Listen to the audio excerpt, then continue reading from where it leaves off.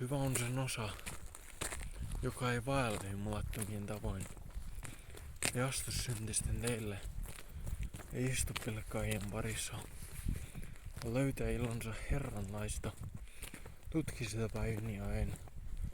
Hän on kuin puu, vetten äärellä istutettu. Se antoi hedelmän allaan, eivätkä sen lehdet lakastu. Hän menestyy kaikissa toimissaan. Niin ei käy jumalattomien. He ovat kuin akanat, jota tuule ajaa. Väärintekijät saavat kerran tuomionsa. Syntisillä ei ole sijaa, vaan hurskaiden joukossa. Herra ohjaa omiensa tietä, ja jumalattomien tie päättyy tuhoon.